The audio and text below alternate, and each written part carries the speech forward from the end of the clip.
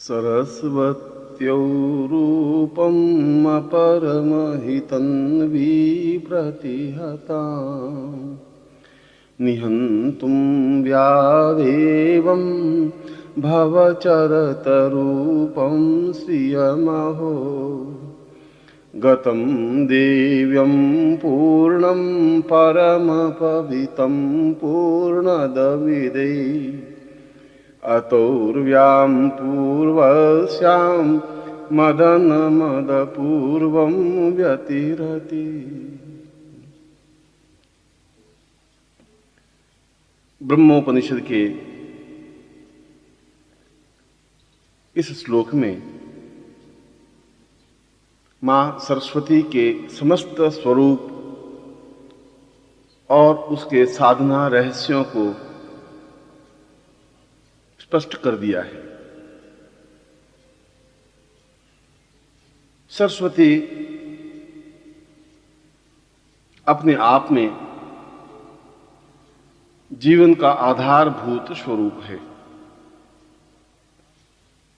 कल्पना करें कि यदि हम बहुत सुंदर हों, आकर्षक हों और यदि हमारे पास वाणी न हो, बोलने की शक्ति न हो, तो हमारा स्वरूप, हमारा आकर्षण अपने आप में समाप्त हो जाता है। और यदि बोलने की कला और प्रभाव डालने की कला का जहां तक प्रश्न है, यदि व्यक्ति के पास ये कलाएं नहीं हैं, तो वह चाहे कितना ही धनाढ्य हो, कितना ही संपन्न हो, कितना ही सुंदर हो, उसका व्यक्तित्व अपने आप में अधूरा सा लगता है। व्यक्ति पूर्ण तभी बनता है जब वह स्पष्ट बोले और वह जो कुछ बोले उसका प्रभाव सामने वाले पर हो, क्योंकि हमारा सामने वाले व्यक्ति से संबंध केवल शब्दों के माध्यम से ही संभव है। सही समय में सही शब्दों का चुनाव, सही प्रकार से उनका प्रयोग और प्रभाव डालने वाली कला के साथ बात करने का चिंतन व्यक्तित्व को पूर्णता देता है। यदि उसके पास सब कुछ है, अच्छा शरीर है, आकर्षक व्यक्तित्व है,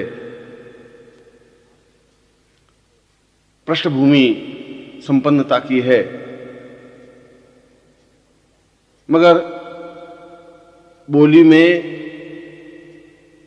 कमजोर या निर्धन है, तो वह दूसरों पर प्रभाव नहीं डाल सकता, समाज में योग्य नहीं हो सकता, सम्माननीय नहीं हो सकता।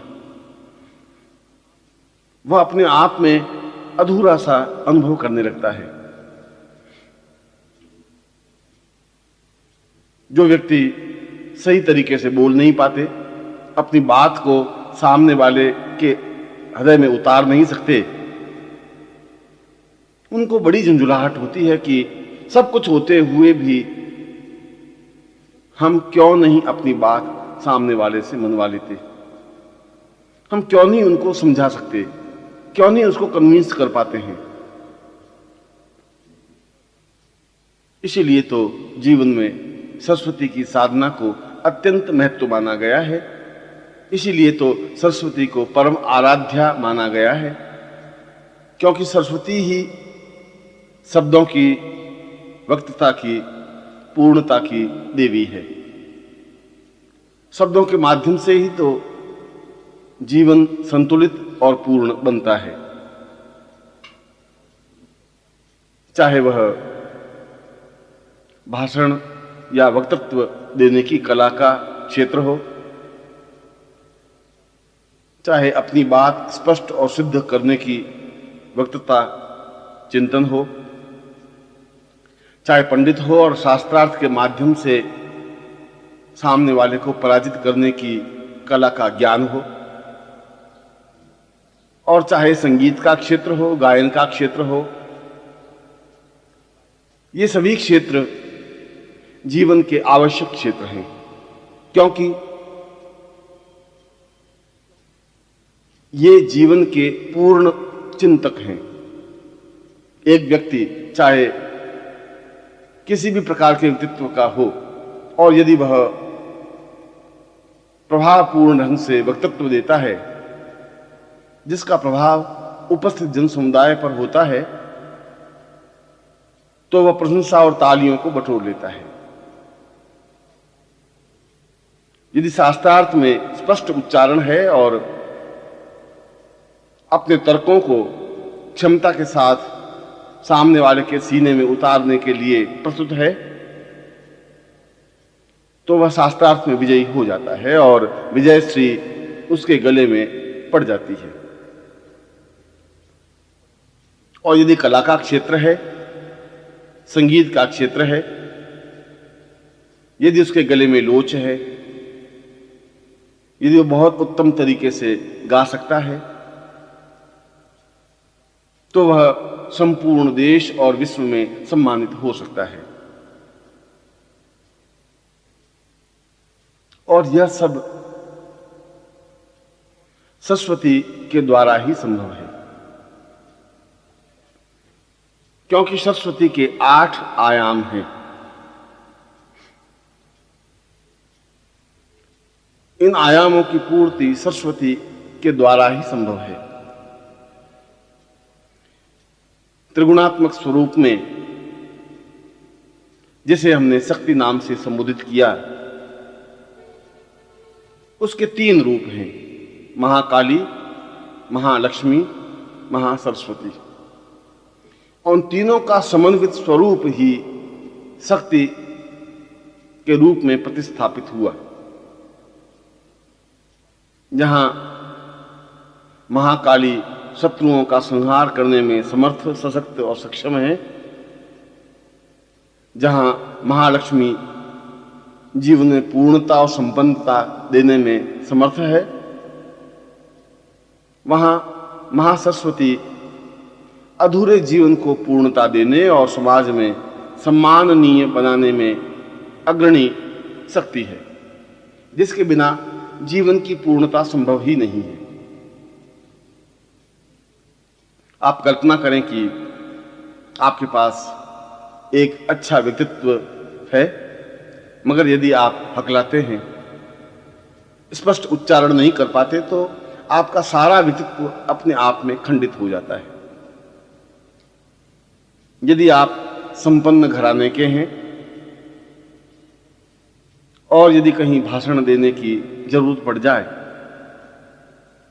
तो 2-4 लाइनों के बाद एकदम से आप घबराने लग जाते हैं कि क्या बोलना है, क्या कहना है, और सारा चेहरा शरीर पसीने पसीने हो जाता है और आप शर्म से गड़ जाते हैं। उस समय आपके मन में यह चिंतन पैदा होता है कि काश हम उच्च कोटि के भाषण को दे सकते हैं, हम सही ढंग से अपनी बात लोगों को समझा सकते, कह सकते, धारा प्रवाह बोल सकते। यदि आप किसी संगीत सभा में गए हों और आपने किसी का संगीत सुना हो, ऐसा संगीत ऐसा गायन जो हृदय को मथ डालता है, तरंगें पैदा कर लेता है, रुला देता है या हंसा देता है, और जब आप उठकर रवाना होते हैं तो आपके मन में एक सहज स्वाभाविक इच्छा जागृत होती है कि काश हम भी इतना अच्छा गा सकते या बोल सकते।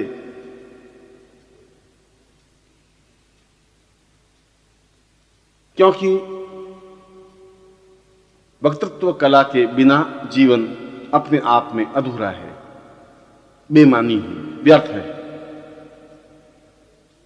यदि हमारे होठों पर तरन्नुम और संगीत नहीं है तो हमारा जीवन खाली खाली सा अनुभव होता है। यह जरूरी नहीं हो कि आप इस क्षेत्र में अद्वितीय हो, मगर यह जरूरी है कि आप में क्षमता हो। आप में स्पष्ट उच्चारण करने की शक्ति हो, आप बातचीत कला में निपुण हो, किसी व्यक्ति को प्रभावित करने की कला हो। एक वकील कोर्ट में धारा प्रवाह बोलता है और सामने वाले वकील के तर्कों को काट देता है, धज्जियां उड़ा देता है और लोग आश्चर्य से उनकी वक्तृत्व कला को देखने लग जाते हैं। उस समय आपके मन में भी ऐसा ही चिंतन आता है कि काश आप भी इस प्रकार से बोल पाते। इसीलिए तो पूरे जीवन का सार बोलने की कला में है, क्योंकि हमारा अधिकांश समय समाज के अन्य लोगों के साथ व्यतीत होता है।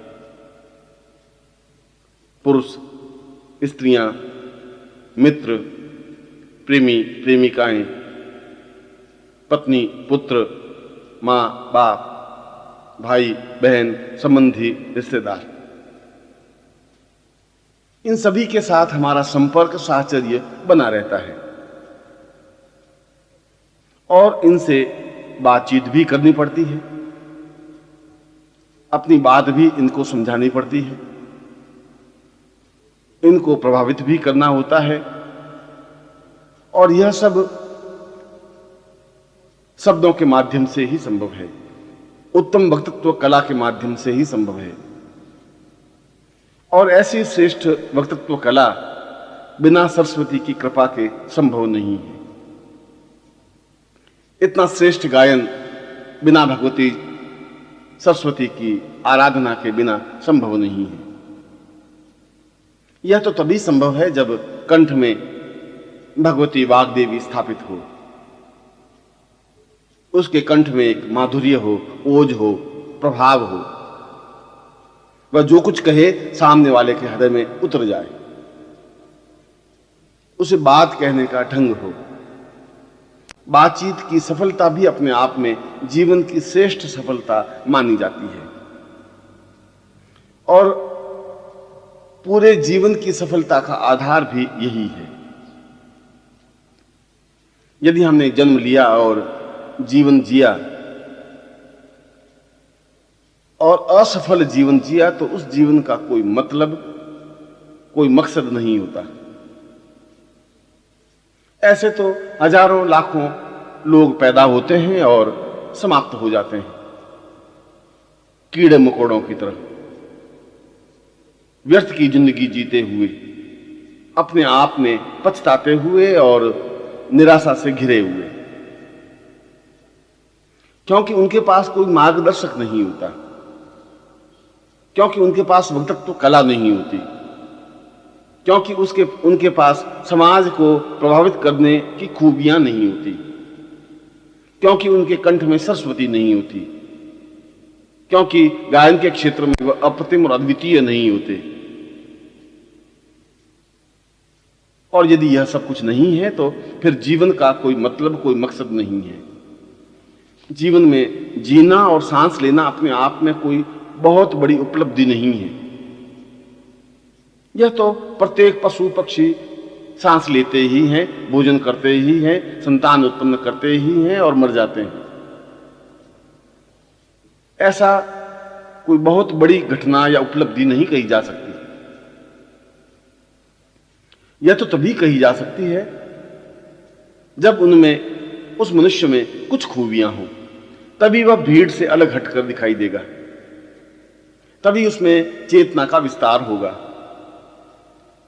तभी वह जीवन की पूर्णता का परिचय होगा। और यह सब प्राप्त करने के लिए कोई स्कूल या कॉलेज नहीं है। यह सब प्राप्त करने के लिए बाजार में जाकर खरीदने की कला नहीं है। वक्तृत्व कला की श्रेष्ठता बाजार में खरीदी नहीं जा सकती। पैसे देकर संगीत में निष्णात नहीं बना जा सकता। लोगों को प्रभावित करने और शब्दों के माध्यम से उन्हें अपना बना लेने की कला बाजार में बिकती नहीं। यह तो सरस्वती साधना के द्वारा ही संभव है। और जैसा कि मैंने बताया कि यदि व्यक्ति के पास कोई मार्गदर्शक नहीं होता, गुरु नहीं होता, तो उसे ज्ञान भी नहीं होता कि यह सब कुछ प्राप्त किया जा सकता है, अभी भी कुछ नहीं बिगड़ा है। जो जीवन बीत चुका है वह बीत चुका है, मगर आने वाले जीवन को संवारा जा सकता है, सजाया जा सकता है, सुधारा जा सकता है, उस जीवन को एक अद्वितीय और अनुपम बनाया जा सकता है। यह तो गुरु ही स्पष्ट कर सकते हैं कि किस प्रकार से जीवन का निर्माण किया जाए, किन युक्तियों से, किन तरकीबों से, किस प्रकार की साधना से, कैसी साधना हो कि कंठ में सरस्वती स्थापित हो जाए, किस प्रकार का मंत्र जप हो कि वक्तृत्व कला में निखार आ जाए, कौन सा चिंतन हो कि शब्दों में उतार चढ़ाव आ जाए और गायन के क्षेत्र में अप्रतिमेयता स्थापित हो जाए। यह सब तो गुरु ही बता सकता है। जो तुम्हारा साथी है, जो तुम्हारा सहयोगी है, जो तुम्हारा मार्गदर्शक है, जो तुम्हें ऊंचाई पर पहुंचाने में समर्थ सक्षम है, जिसने स्वयं ने वाग्देवी सिद्धि कर रखी है, जो स्वयं सरस्वती के विभिन्न आयामों को समझता हो, उनकी साधनाओं में श्रेष्ठता प्राप्त की हो, वही मार्गदर्शन कर सकता है।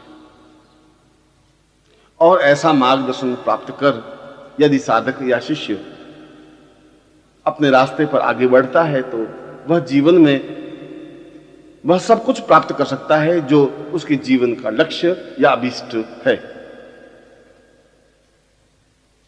वह सब कुछ अपने खाते में डाल सकता है जो जीवन की पूर्णता के लिए आवश्यक है। और ऐसा प्रत्येक व्यक्ति के लिए संभव है, चाहे उसका व्यक्तित्व आकर्षक हो या न हो, चाहे उसने गरीब घर में या अमीर घराने में जन्म लिया हो, चाहे वह कमजोर या मोटा हो, चाहे वह किसी जाति या रंग का हो, इससे कोई अंतर नहीं होता। सरस्वती साधना तो प्रत्येक के लिए सहज संभव है, सुगम है, सरल है, क्योंकि यह साधना अपने आप में त्रिगुणात्मक स्वरूप में से एक महाशक्ति की साधना है। सरस्वती को महाशक्ति कहा गया है क्योंकि वह जीवन की आराध्या है, जीवन की पूर्णता की आधार है, जीवन को श्रेष्ठता तक पहुंचाने का आयाम है। यदि सरस्वती नहीं है तो फिर जीवन भी नहीं है। जीवन अपने आप में एक बेमानी और तुच्छ बन करके रह जाएगा, जिसका कोई प्रयोजन नहीं होता, जिसका कोई लक्ष्य नहीं होता, जिसकी कोई मूल्य नहीं होता। इसीलिए शास्त्रों में सरस्वती साधना को प्रथम और महत्वपूर्ण साधना माना है। जो साधक या शिष्य ऐसी साधना संपन्न कर लेते हैं, उनके जीवन में किसी प्रकार का कोई अभाव नहीं रहता, क्योंकि इसे स्मरण साधना भी कहा गया है। सरस्वती को स्मरणिका कहा गया है। स्मरणिका याददाश्त, स्मरणिका मस्तिष्क का विकास, स्मरणिका जो हम पढ़ें वह हमेशा हमेशा के लिए मस्तिष्क में अंकित हो जाए, याद हो जाए। ऐसा नहीं हो कि हम पढ़ें और याद रहे ही नहीं। विद्यार्थियों और पढ़ने वालों के लिए तो यह आवश्यक तथ्य और तत्व है कि वह पढ़े और उन्हें स्मरण रहे, जिससे कि परीक्षा में वे सफलता के साथ उत्तीर्ण हो सके। जीवन के आधारभूत सत्य को संपन्न करने के लिए जहां परीक्षा में सफलता आवश्यक है, वहीं साक्षात्कार में अपनी बात को स्पष्टता के साथ कहने की शक्ति भी प्राप्त होनी चाहिए। हम किसी साक्षात्कार में जाएं और उनके प्रश्नों को पूर्णता के साथ उत्तर दे सकें तत्क्षण श्रेष्ठतम रूप में, तो निश्चय ही सामने वाला प्रभावित होता है, एहसास करता है कि इसमें मेधा शक्ति है, बोलने की शक्ति है, प्रभावित करने की शक्ति है। ऐसी शक्ति को सरस्वती कहा गया है। और जीवन के क्षेत्र में तो इस मेधा शक्ति और सरस्वती की नितांत अनिवार्यता रहती ही है, चाहे हम किसी भी व्यापार या व्यवसाय में हो, चाहे हम किसी भी क्षेत्र में हो, क्योंकि हमारे जीवन में हजारों लाखों लोगों से संपर्क तो रहेगा ही, जिसमें अच्छे बुरे, बुद्धिमान मूर्ख, तेज तर्रार और सुस्त सभी तरह के लोग होंगे और कई कई रूपों में हमारे सामने आएंगे। और जब आप व्यापार में हैं या नौकरी में हैं या किसी भी क्षेत्र में हैं, तो इन लोगों से संपर्क करना ही पड़ेगा, क्योंकि ये समाज के अंग हैं। और यदि आप उनसे बातचीत करते समय आपका व्यक्तित्व दब जाता है, कमजोर हो जाता है, तो एक प्रकार से वह आप पर हावी हो जाता है। आप अपनी बात नहीं कह पाते और सामने वाला आपको प्रभावित करने की सामर्थ्य पा लेता है। वह कौन सी शक्ति थी जिससे कि सामने वाले ने आप पर विजय प्राप्त कर ली? क्या आप ऐसा नहीं कर सकते? और यदि आप ऐसा कर सकते हैं तो समाज में आप सम्माननीय बन सकते हैं। आप यदि उनको प्रभावित कर सकते हैं तो अपने व्यापार की वृद्धि कर सकते हैं, नौकरी में सफलता पा सकते हैं, पारिवारिक अनुकूलता अनुभव कर सकते हैं, लोगों को अपने अनुकूल बना सकते हैं, मित्रों का दायरा बढ़ा सकते हैं और जीवन में वह सब कुछ प्राप्त कर सकते हैं जो जीवन का लक्ष्य है, जो जीवन का उद्देश्य है, जो जीवन का चिंतन है। और यह सब केवल सरस्वती साधना के द्वारा ही संभव है। जो अपने जीवन में सरस्वती की उपेक्षा करता है, वह अपने जीवन को स्वयं ही समाप्त करता है। जो अपने जीवन में सरस्वती का चिंतन नहीं करता, वह अपने जीवन को बेकार ढोता है, क्योंकि इस प्रकार के जीवन का कोई मतलब या कोई मकसद नहीं होता, कोई मूल्य नहीं होता। वह तो एक घिसा पिटा जीवन होता है जिसका कोई अर्थ या चिंतन नहीं होता, जिसे सम्मान प्राप्त नहीं होता, जिसे समाज में श्रेष्ठता अनुभव नहीं होती, जिसे पूर्णता प्राप्त नहीं होती, और जो अपने जीवन में जो कुछ करना चाहता है नहीं कर सकता। इसीलिए तो शास्त्रों ने दो टूक शब्दों में कहा है कि जीवन का प्रारंभ होते ही बालकों को ही सरस्वती साधना संपन्न करा देनी चाहिए, तभी बालक मेधावी हो सकते हैं, तभी बालक में वाक शक्ति प्रखर बन सकती है, तभी बालकों की स्मरण शक्ति ऊंचाई पर उठ सकती है, तभी बालक का व्यक्तित्व तेजस्वी और प्रभावपूर्ण बन सकता है। और यह सब सरस्वती साधना के द्वारा ही संभव है। यूं तो जीवन में प्रत्येक वस्तु की आवश्यकता होती ही है,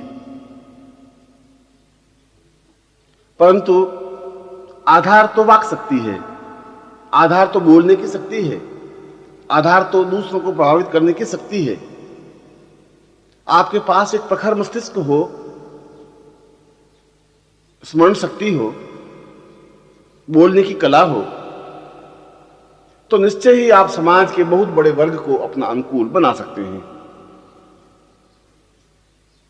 और यह अनुकूलता ही जीवन का आयाम होती है, यह अनुकूलता ही जीवन की पूर्णता मानी जाती है। इस अनुकूलता से ही जीवन में वह सब कुछ प्राप्त हो सकता है जो जीवन का लक्ष्य है, जो जीवन का अभिष्ट है। इसलिए जहां जीवन में भगवती जगदम्बा की साधना आवश्यक मानी गई है, महाकाली की साधना आवश्यक मानी गई है, उससे भी ज्यादा और उससे भी पहले सरस्वती की साधना को महत्व दिया गया है। क्योंकि यह है तो अन्य साधनाएं संभव हो सकती हैं। यदि स्पष्ट उच्चारण है तो मंत्र जप हो सकता है। यदि स्मरण शक्ति है तो साधना की बारीकियां मस्तिष्क में अंकित हो सकती हैं।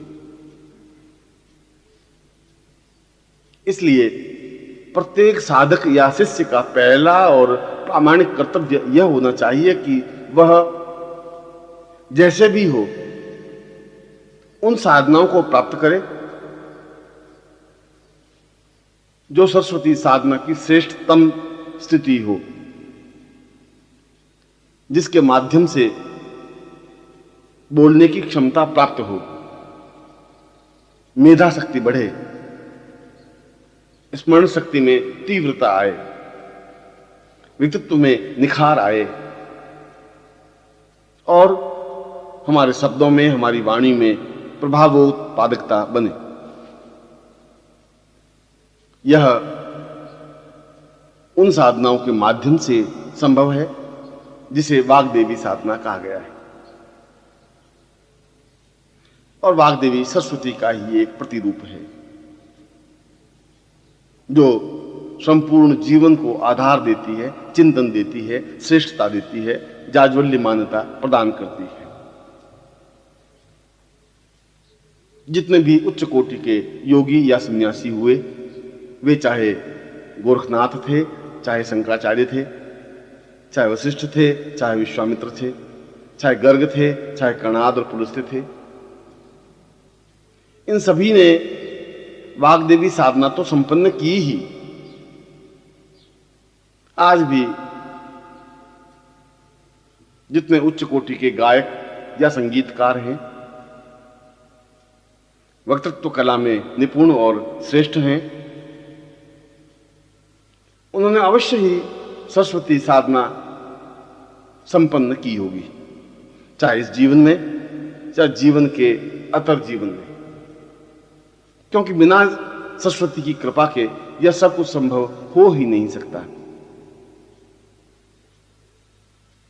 और मैं सरस्वती के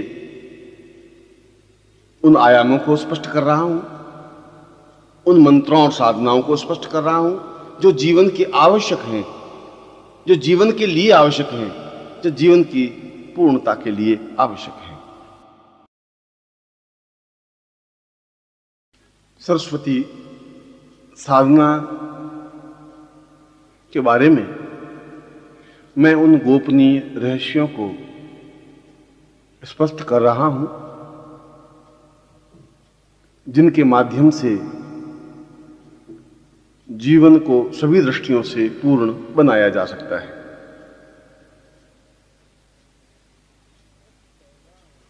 सबसे पहला और प्रामाणिक कर्तव्य तो यह है कि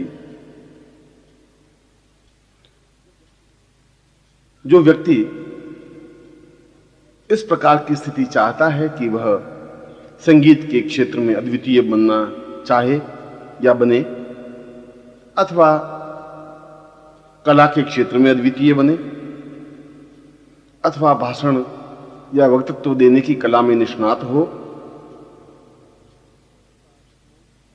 अथवा स्मरण शक्ति में प्रखरता हो, या साक्षात्कार में सफलता प्राप्त हो, इन सारी स्थितियों के लिए यह जरूरी है कि वह किसी योग्य गुरु से वाग्देवी दीक्षा प्राप्त करें। इस दीक्षा से उसका आधा काम तो अपने आप में ही संपन्न हो जाता है, क्योंकि यह दीक्षा अपने आप में अप्रतिम और अद्वितीय है। जिन्होंने भी इस दीक्षा को अनुभव किया है या प्राप्त किया है, वे समझ सकते हैं कि वाग्देवी दीक्षा अपने आप में जीवन का एक अनमोल पुंज है, जो वास्तव में ही सौभाग्यशाली साधकों, शिष्यों या व्यक्तियों को प्राप्त होता है जिन पर गुरु कृपा करते हैं, जो गुरु के प्रिय होते हैं, जो गुरु के नजदीक होते हैं, उन्हीं को इस प्रकार की दीक्षा प्राप्त हो सकती है। और फिर यह भी सौभाग्य होता है कि जीवन में ऐसे गुरु प्राप्त हों, ऐसे गुरु हों जो स्वयं वाग्देवी सिद्धि प्राप्त हों, जो वचन सिद्ध हों, जो बोले वह कार्य हो जाए, ऐसी सिद्धि उन्हें हो, जिन्होंने सरस्वती साधना सिद्ध कर रखी हो। ऐसा ही गुरु यदि जीवन में कहीं पर मिल जाता है तो यह जीवन का सौभाग्य ही समझना चाहिए। फिर जीवन में चूकना नहीं चाहिए, फिर एक क्षण भी गंवाना नहीं चाहिए, फिर तत्परता के साथ उनके चरणों में बैठ ही जाना चाहिए और सेवा के माध्यम से गुरु से वह स्थिति प्राप्त कर लेनी चाहिए कि वे वाग्देवी दीक्षा देने में तैयार हो जाए। ऐसा ही जीवन धन्य कहा जा सकता है। इस वाग्देवी दीक्षा के लिए शिष्य को स्वयं को गुरु के चरणों में उपस्थित होना चाहिए, निवेदन करना चाहिए कि वह इस प्रकार की दीक्षा प्राप्त करना चाहता है। वह चाहे साधिका हो, वह चाहे साधक हो, शिष्या हो या शिष्य हो या सामान्य व्यक्ति हो। यह तो गुरु कृपा का ही फल है कि जीवन में इस प्रकार की दीक्षा अनुभव हो सके, प्राप्त हो सके। यद्यपि यह कठिन और दुर्लभ दीक्षा मानी गई है। गुरु आसानी से इस दीक्षा को नहीं देते जब तक कि उन्हें विश्वास नहीं हो जाए कि इस दीक्षा का दुरुपयोग नहीं होगा, क्योंकि इस दीक्षा के द्वारा शिष्य में वाग्देवी स्थापित हो जाती है, उसे वचन सिद्धि प्राप्त हो जाती है। वह अपने जीवन में जो भी कहता है वह हो ही जाता है। उसके चेहरे पर एक निखार और एक प्रखरता आ जाती है। उसके व्यक्तित्व में एक अनोखा ओज आ जाता है, जिसकी वजह से वह अलग से ही पहचाना जाता है। जीवन में ऐसी दीक्षा प्राप्त करनी ही चाहिए। और दीक्षा प्राप्त करने के बाद ही यदि साधक सरस्वती साधना या वाग्देवी साधना में प्रवृत्त होता है तो उसे सफलता मिलती ही है। यूं बिना दीक्षा भी वाग्देवी साधना संपन्न की जा सकती है, परंतु दीक्षा के बाद रास्ता अत्यधिक सरल हो जाता है, सुगम हो जाता है। फिर असफलता के कोई चिन्ह नहीं रह पाते। फिर यह निश्चित हो जाता है कि सिद्धि प्राप्त होगी ही।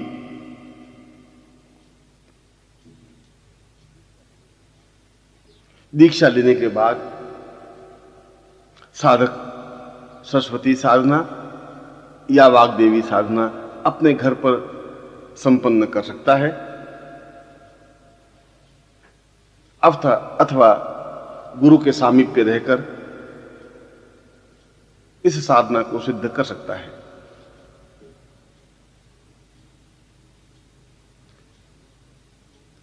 मैं यहां पर दो श्रेष्ठ, गोपनीय और महत्वपूर्ण साधना क्रम स्पष्ट कर रहा हूं,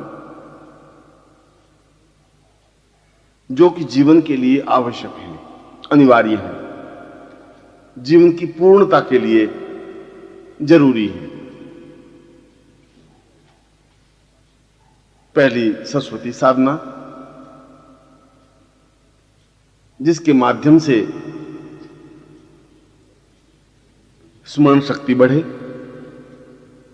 हम जो भी पढ़ें या सुने वह स्मरण हो जाए और काफी लंबे समय तक स्मरण बनी रहे।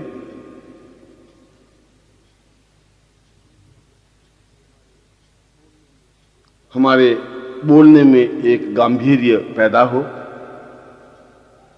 हम जो बोलें उसका प्रभाव सामने वाले पर पड़े, हम सामने वाले व्यक्ति को प्रभावित कर सकें, वह चाहे पुरुष हो चाहे स्त्री हो। हमारी वाणी में ही एक सम्मोहन सा आ जाए जिससे कि एक प्रभाव बन सके।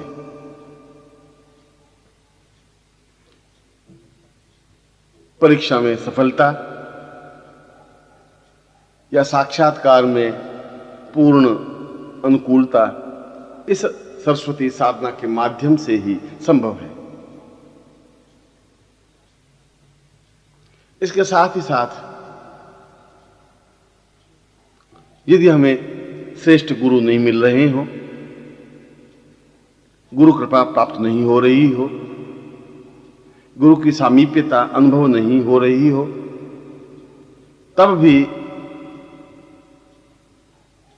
यह सरस्वती साधना ही सहायक हो सकती है।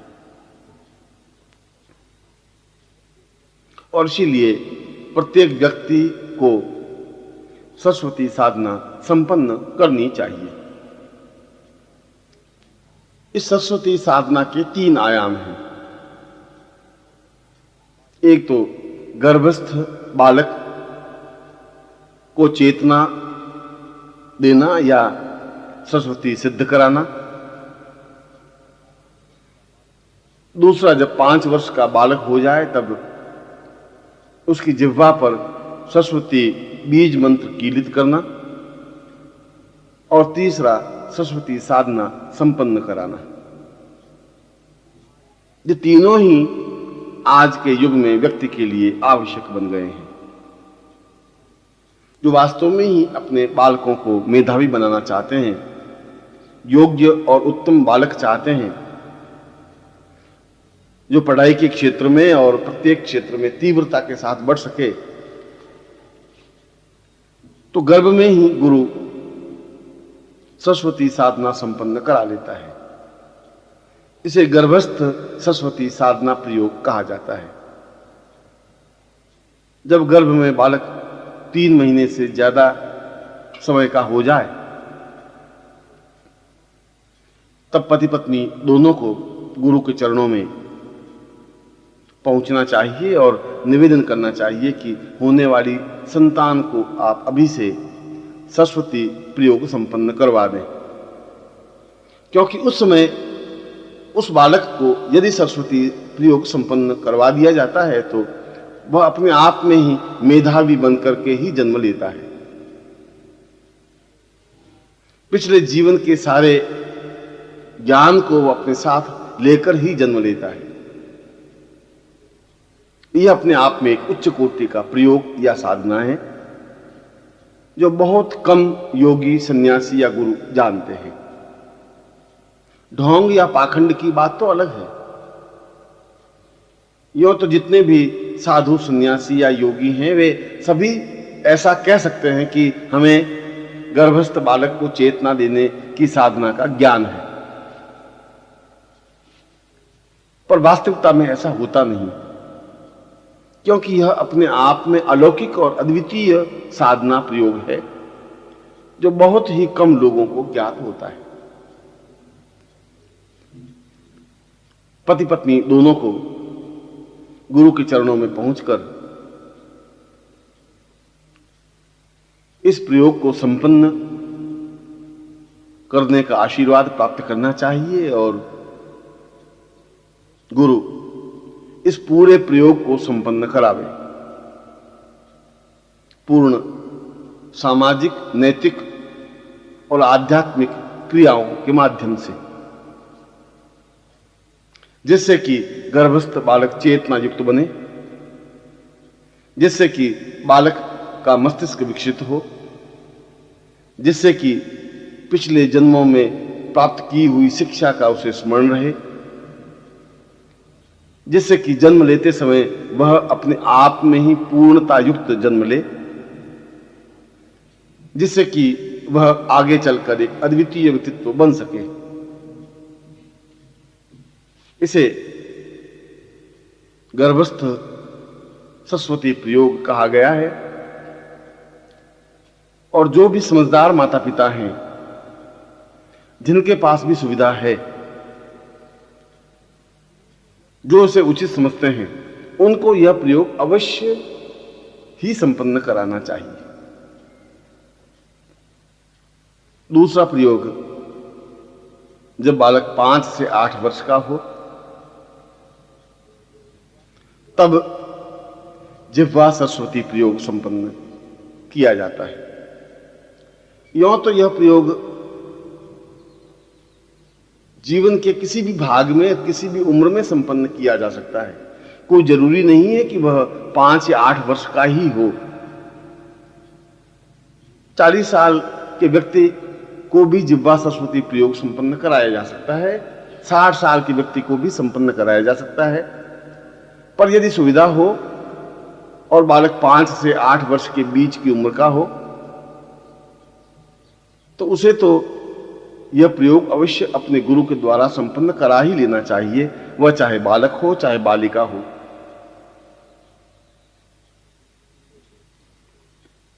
एक विशेष शुभ मुहूर्त में गुरु इस प्रयोग को संपन्न कराता है, जिसे इसका ज्ञान होता है, और वह अष्टगंध से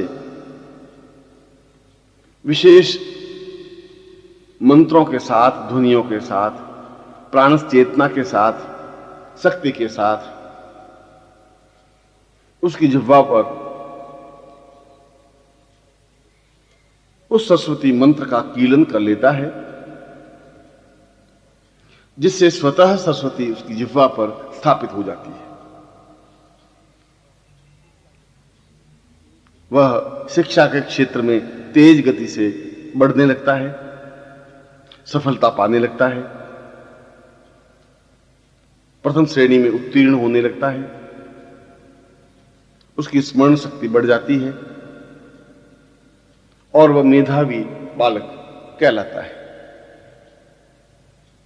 यह प्रयोग बाद में भी कभी भी अपने गुरु के द्वारा संपन्न करवाया जा सकता है, वह चाहे 20 साल की उम्र का हो, चाहे 50 साल की उम्र का हो, मगर यह जरूरी प्रयोग है, आवश्यक प्रयोग है, जो कि बहुत कम लोगों को ज्ञात है।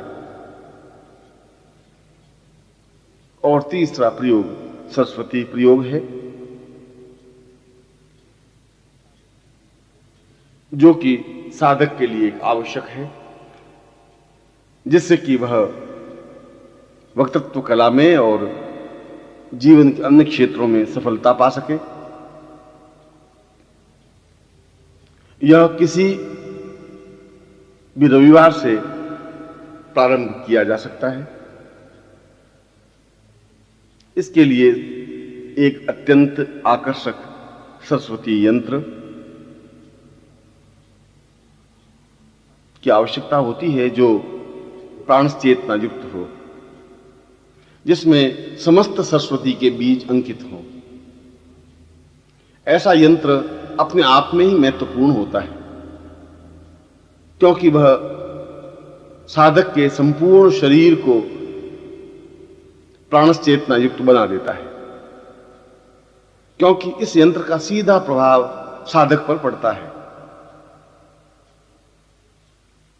सरस्वती का चित्र हो, स्फटिक माला हो, सफेद आसन हो, सफेद धोती पहने और पूर्व की ओर मुंह करके साधक बैठे। रविवार की प्रातः से यह साधना प्रारंभ करें, यह मात्र 8 दिन की साधना है।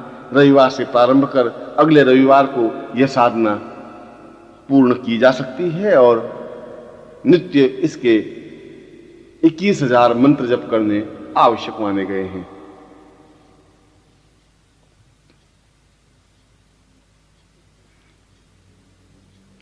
इसमें मंत्र है ओम ऐं सरस्वत्यै नमः। मंत्र भले ही छोटा सा हो